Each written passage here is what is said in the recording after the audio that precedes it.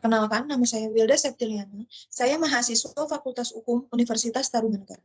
Pada kesempatan kali ini, saya ingin menyampaikan materi hukum pidana yaitu kriminologi. Baiklah, apa itu kriminologi? Kriminologi berasal dari kata krimen,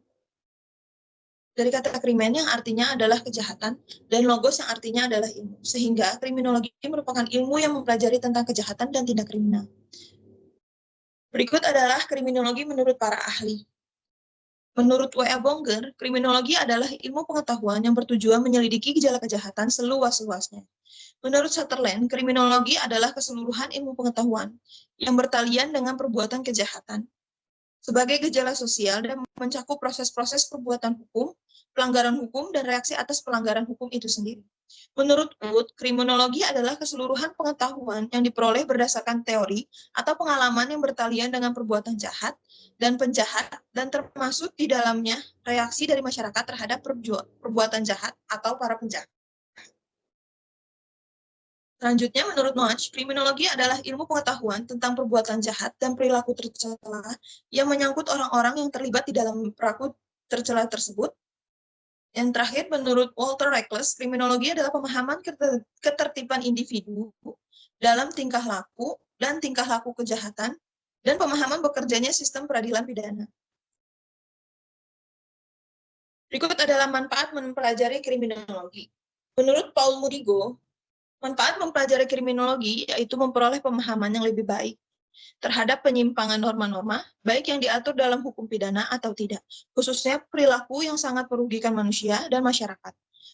Bagi ilmu hukum pidana, kriminologi berfungsi sebagai tinjauan terhadap hukum pidana yang berlaku dan memberikan rekomendasi guna pembaharuan atau pembuatan undang-undang, pencabutan undang-undang.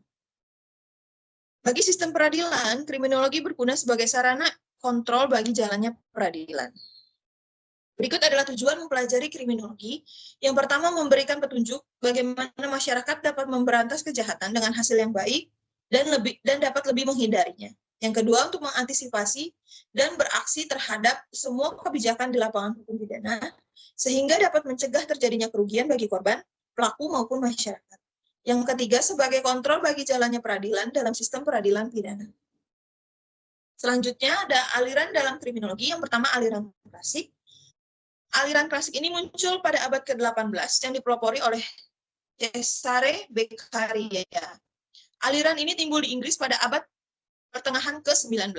Aliran ini dengan doktrin of free will-nya mendasarkan pada filsafat hedonistis yang memandang bahwa manusia mempunyai kebebasan memilih perbuatan yang dapat memberikan kebahagiaan dan menghindari perbuatan-perbuatan yang akan memberikan penderitaan.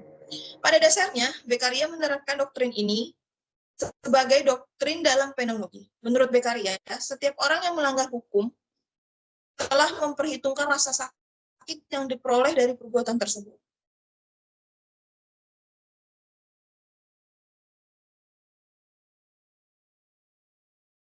Landasan dari aliran kriminologi klasik ini adalah, yang pertama, manusia dilahirkan dengan kehendak bebas untuk menentukan pilihannya sendiri. Yang kedua, manusia memiliki hak asasi di antaranya hak untuk hidup, kebebasan, serta memiliki kekayaan.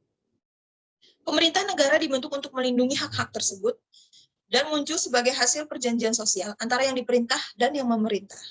Setiap warga negara hanya menyerahkan sebagian hak asasinya kepada negara sepanjang diperlukan oleh negara untuk mengatur masyarakat dan demi kepentingan sebagian besar masyarakat. Kejahatan merupakan pelanggaran terhadap perjanjian sosial. Oleh karena itu, kejahatan merupakan kejahatan moral. Yang selanjutnya, hukuman hanya dibenarkan selama hukuman itu ditujukan untuk memelihara perjanjian sosial. Oleh karena itu, tujuan hukuman adalah untuk mencegah kejahatan di kemudian hari. Selanjutnya, setiap orang dianggap sama di depan hukum. Oleh karena itu, seharusnya setiap orang diperlakukan sama. Baik, selanjutnya yang kedua yaitu aliran kartografi.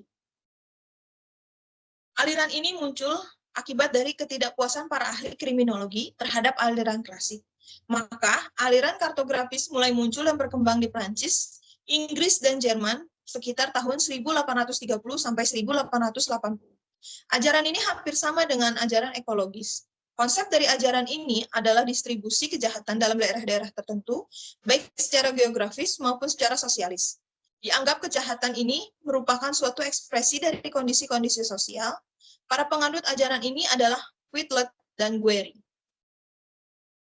Aliran ini tidak hanya meneliti jumlah kriminalitas secara umum, juga studi kasus tentang juvenile delinquency, serta mengetahui kejahatan profesional yang saat ini cukup menonjol. Aliran kartografik ini memperhatikan penyebaran kejahatan pada wilayah tertentu berdasarkan faktor geografik dan sosial. Menurut aliran ini, yang dinamakan dengan kejahatan adalah perwujudan dari kondisi-kondisi sosial yang ada. Aliran yang ketiga yaitu aliran positif. Aliran positif muncul dari penolakan terhadap mazhab sosialis yang dilancarkan oleh kaum-kaum tipologi, yaitu mereka yang menganggap bahwa kejahatan bukan dihasilkan dari pengaruh ekonomi, namun kejahatan dihasilkan dari pengaruh perilaku manusia itu sendiri. Penolakan terhadap aliran klasik ini disebut sebagai positive school pada abad ke-19. Aliran positif muncul ketidakpuasan dari jawaban-jawaban aliran klasik, aliran yang berusaha menjelaskan mengapa seseorang bisa bertindak kejahatan. Aliran ini bertolak belakang pada pandangan bahwa perilaku manusia ditentukan oleh faktor-faktor di luar kontrolnya, baik yang merupakan faktor biologi maupun kultural. Ini berarti manusia bukan makhluk yang bebas untuk berbuat menurut dorongan keinginannya, tapi dibatasi oleh perangkat biologinya dan situasi kulturalnya. Aliran positif mempunyai landasan berpikir sebagai berikut. Yang pertama, kehidupan manusia dikuasai oleh hukum sebab akibat. Yang kedua, masalah-masalah sosial seperti kejahatan dapat diatasi dengan melakukan studi secara sistematis mengenai tingkah laku manusia. Yang ketiga, tingkah laku kriminal adalah hasil dari kondisi abnormalitas yang mungkin saja abnormalitas ini terletak pada individu dan juga pada lingkungannya. Yang keempat, tanda-tanda abnormalitas tersebut dapat dibandingkan dengan tanda-tanda yang normal. Yang kelima, abnormalitas ini dapat diperbaiki, maka penjahat pun dapat diperbaiki. Yang keenam, treatment telah menguntungkan bagi penyembuhan penjahat. Sehingga tujuan dari sanksi bukanlah menghukum, melainkan memperlakukan atau membina pelaku kejahatan tersebut. Selanjutnya, kita akan lanjut ke teori Lombroso. Cesarea Lombroso sekitar tahun 1835 sampai 1909 merupakan pelopor daripada aliran positif. Ajaran Lombroso ini menggabungkan positivisme, Comte, evolusi dari Darwin, serta banyak lagi pionir dalam studi tentang hubungan kejahatan dan tubuh manusia. Mazhab ini dikenal sebagai mazhab Italia. Menurut pelopornya, kejahatan merupakan bakat manusia yang dibawa sejak lahir. Dikatakan oleh Lombroso, criminal is a born, not made. Yaitu kriminal adalah dilahirkan, bukan dibuat.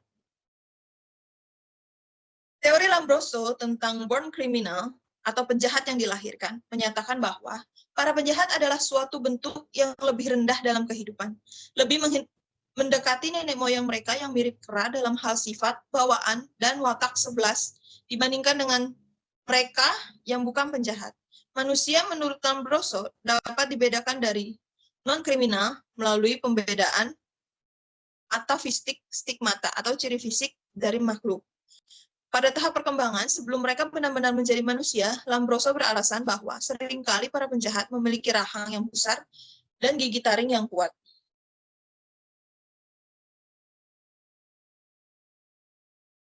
Di sini ada born criminal, yaitu penjahat dilahirkan dengan tipe tertentu.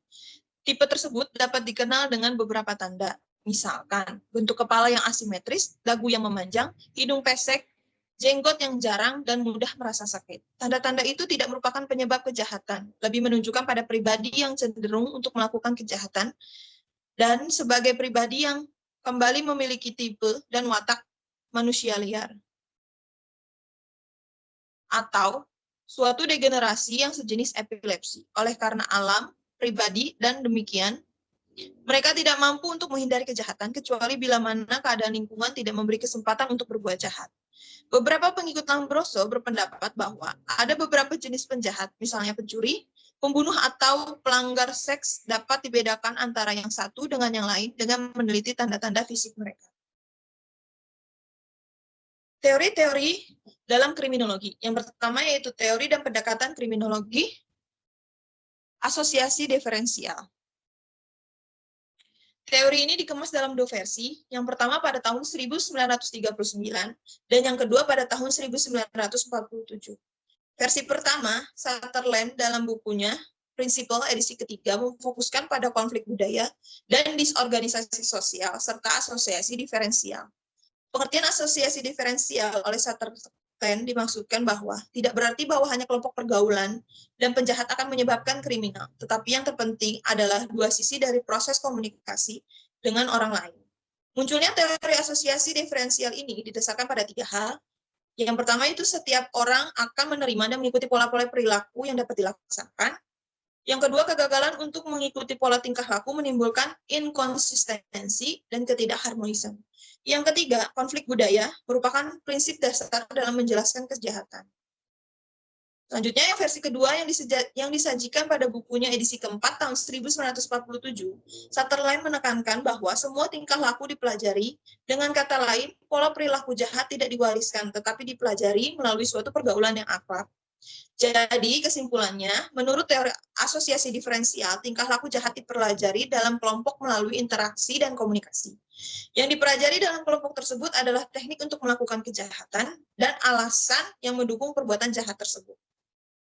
Yang kedua ada teori anomi oleh Emil Durkheim dan Robert Camenton.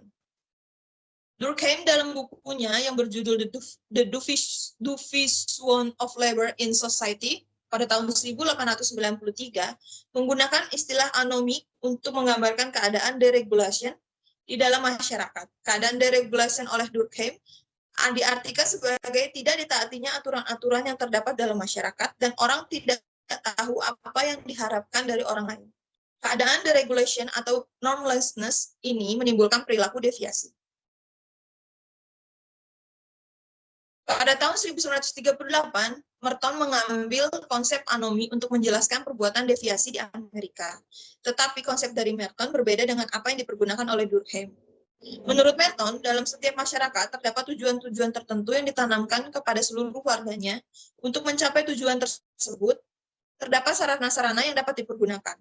Tetapi dalam kenyataannya, tidak setiap orang dapat menggunakan sarana yang tersedia. Hal ini menyebabkan penggunaan cara yang tidak sah dalam mencapai tujuan. Dengan demikian, akan timbul penyimpangan-penyimpangan dalam mencapai tujuan. Dalam perkembangan selanjutnya, Merton tidak lagi menekankan pada tidak meratanya sarana-sarana yang tersedia, tetapi lebih menekankan pada perbedaan-perbedaan struktur kesempatan. Selanjutnya itu teori subkultural. Teori ini berkembang pada tahun 1950-an hingga awal 1960, yang menekankan pada kenakalan remaja yang berbentuk geng. Ada dua topik yang dibahas, yaitu yang pertama kenakalan subkultural oleh Cohen tahun 1955, yang menyatakan bahwa perilaku delinkuent lebih banyak terjadi pada laki-laki kelas bawah dan mereka lebih banyak membentuk geng yang bersifat tidak berfaedah, dengki, dan jahat. Hal ini disebabkan adanya permasalahan yang dihadapi oleh mereka. Yang kedua, teori perbedaan kesempatan oleh Cloward dan Ohlin tahun 1959. Cloward dan Ohlin menulis bahwa terdapat lebih dari satu cara bagi remaja untuk mencapai aspirasinya. Pada masyarakat urban yang merupakan wilayah kelas bawah, terdapat berbagai kesempatan sah yang dapat menimbulkan berbagai kesempatan. Dengan demikian, kedudukan masyarakat menentukan kemampuan untuk berpartisipasi dalam mencapai sukses, baik melalui kesempatan konvensional maupun kriminal. Selanjutnya ada teori label oleh Howard S. Baker dan Edwin Lamert. Teori ini lahir pada tahun 1960-an. Teori ini dapat dibedakan dalam dua bagian, yaitu persoalan tentang bagaimana dan mengapa seseorang memperoleh cap atau label. Yang kedua ya efek labeling terhadap penyimpangan tingkah laku berikutnya. Yang kelima, teori konflik. Teori ini muncul tidak lama setelah teori label. Teori ini lebih menekankan pada pola kejahatan yang ada dan mencoba untuk memeriksa atau meneliti pembentukan hukum dan penerapan hukum pidana. Teori konflik pada hakikatnya merupakan cabang dari teori label. Ada beberapa bentuk teori konflik yang mendasar pada suatu asumsi bahwa konflik merupakan keadaan yang alamiah yang ada dalam masyarakat. Bentuk teori ini terbagi atas dua bagian, yaitu konflik konservatif dan konflik radikal. Selanjutnya ada teori kontrol. Pengertian teori kontrol merujuk pada setiap perspektif yang membahas ihwal pengendalian tingkah laku manusia. Teori ini merupakan suatu teori yang berusaha mencari jawaban mengapa orang melakukan kejahatan. Berbeda dengan teori-teori yang lain, teori kontrol tidak lagi mempertanyakan mengapa orang melakukan kejahatan, akan tetapi mengubah pertanyaan tersebut menjadi mengapa tidak semua orang melanggar hukum dan mengapa orang taat pada hukum. Selanjutnya adalah pendekatan-pendekatan dalam kriminologi. Yang pertama ada pendekatan deskriptif. Yang dimaksud dengan pendekatan deskriptif adalah suatu pendekatan dengan cara melakukan observasi dan pengumpulan data yang berkaitan dengan fakta-fakta tentang kejahatan dan pelaku kejahatan itu sendiri. Yang selanjutnya ada pendekatan sebab akibat. Pemahaman terhadap kejahatan dapat dilakukan melalui pendekatan sebab akibat. Hal ini berarti fakta-fakta yang terdapat dalam masyarakat dapat ditafsirkan untuk mengetahui sebab musabab kejahatan, baik dalam kasus-kasus yang bersifat individual maupun yang bersifat umum. Hubungan sebab akibat dalam kriminologi berbeda dengan hubungan sebab akibat yang terdapat dalam hukum pidana. Dalam hukum pidana, agar suatu perkara dapat dilakukan penuntutan, harus dapat dibuktikan adanya suatu hubungan sebab akibat antara suatu perbuatan dengan akibat yang dilarang. Selanjutnya ada pendekatan secara normatif. Kriminologi dapat dikatakan sebagai ideografik disiplin atau nomotetik disiplin. Dikatakan sebagai ideografik disiplin karena kriminologi mempelajari fakta-fakta, sebab-sebab, dan kemungkinan-kemungkinan dalam kasus yang bersifat individual. Sedangkan yang dimaksud dengan nomotetik disiplin adalah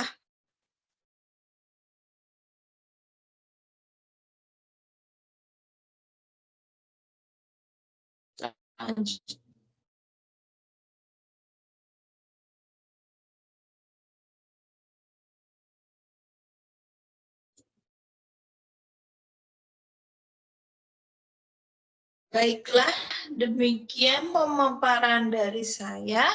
Kurang lebihnya saya mohon maaf. Untuk waktu dan kesempatannya saya ucapkan terima kasih. Selamat malam. Assalamualaikum warahmatullahi wabarakatuh.